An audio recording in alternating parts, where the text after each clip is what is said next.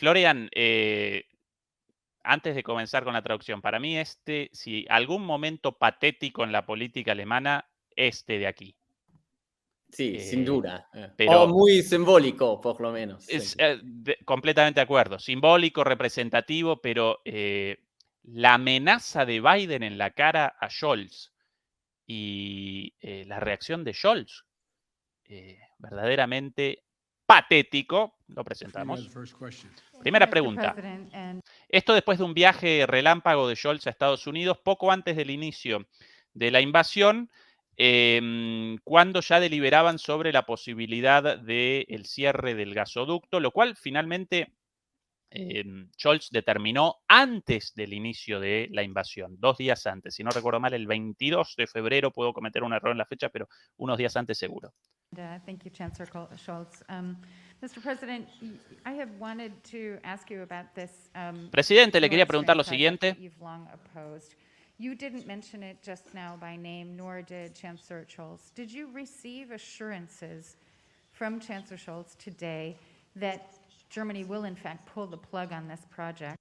Señor presidente, la pregunta Scholz, ¿usted recibió la seguridad o garantías de que Alemania va a desactivar o va a suspender este proyecto, el proyecto de Nord Stream 2? Proyecto, por cierto, rechazado por Estados Unidos durante muchísimos años, igual que Nord Stream 1, porque generaba una relación no solamente energética, sino también económica y política entre Rusia y Alemania beneficiosa para ambas partes sin la participación de Estados Unidos, debido a lo cual, por intereses geopolíticos, Estados Unidos desde el principio realizó presiones de todo tipo, lo cual retrasó muchísimas veces la construcción de estos gasoductos, pero Merkel, a quien yo particularmente no quería mucho, pero Merkel, en defensa del interés nacional alemán, perseveró con este proyecto y finalmente el proyecto fue realizado en contra de la voluntad de los Estados Unidos. Es el contexto. Bueno, entonces la pregunta de la periodista,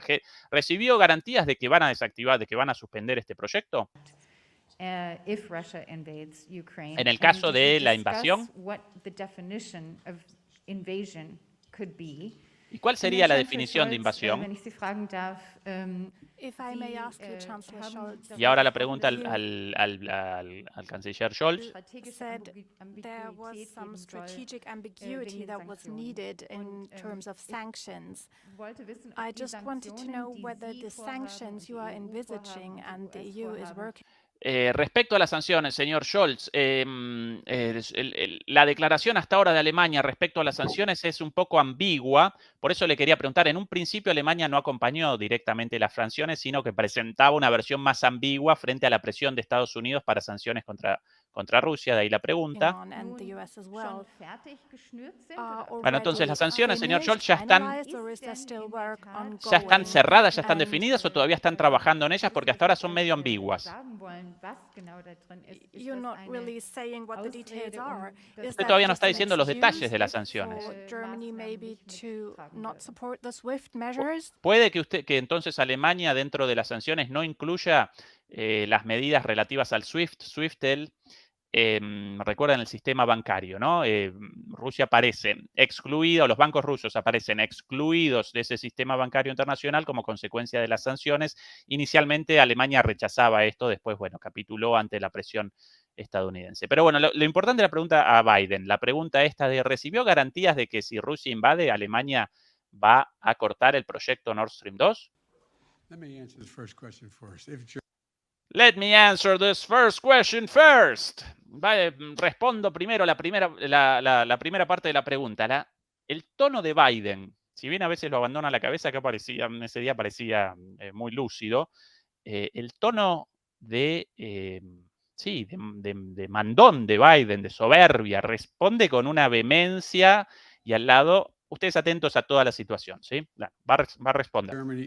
If Russia invades, si Rusia, tanks or troops crossing the border. Si Rusia invade, esto significa tropas y tanques cruzando la frontera de Ucrania. Then there will be no longer a Nord Stream 2.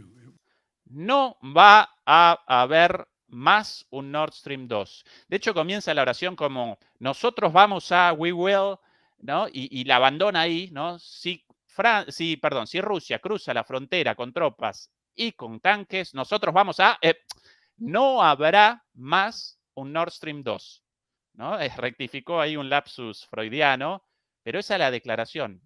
En el caso de invasión, no va a haber más Nord Stream 2. We will bring an end to it. We will bring an end to it. Vamos a ponerle, lo vamos a finalizar, le vamos a poner un fin. Yo acá, Florian, yo con este poquito para mí, ya con mejor información que el documental de CDF y de Spiegel, pero por mucho, y todavía más. How will you do that? La periodista, como, ¿y cómo haría eso? ¿No? Exactly. Exactamente. Since the project and control of the project is within Germany's control. Sí, primero con duda, ¿cómo haría eso si el control del proyecto está en las manos de Alemania? Claro, Scholz, le vamos a poner un final nosotros, Estados Unidos, pero ¿cómo va a ser eso? Y esta es la respuesta de Scholz. De Biden. I promise you we'll be able to do it. Te prometo que vamos a ser capaces de hacerlo. Y mirada desafiante. Y sonrisita. Florian. Pero más claro que esto, imposible. Bueno, todavía hay un cierto margen de interpretación, pero lo que más llama atención es la reacción, respectivamente la no reacción de Scholz, porque Scholz no dice nada, está silencioso y... Ahora la respuesta de Scholz, Florian. Ahora presentamos la respuesta de Scholz. Thank you very much for your question. I want to be absolutely clear. We have intensively prepared everything to be bueno, muchas gracias por la pregunta. Ya preparamos las sanciones. with the necessary sanctions if there is a military aggression against Ukraine. En el caso de... Ya preparamos la sanción en el caso de una agresión. It is necessary that we do this in advance so that Russia can clearly understand. Y es necesario que preparemos la sanción, que hayamos preparado todo por adelantado para que Rusia sepa que va a haber sanciones en el caso de invasión, ¿no? Esta es la esperanza inicial de que las sanciones determinarían inmediatamente la interrupción o el colapso de la economía rusa. En realidad las sanciones representaron un tiro en el pie para Europa, generaron más problemas para Europa que para la propia Rusia, pero este es el intento inicial. Es parte del proceso que no digamos todo públicamente. Va a haber más sanciones, pero estamos bien preparados para las sanciones. Y estamos preparados para trabajar en conjunto con Estados Unidos para tomar todas las medidas necesarias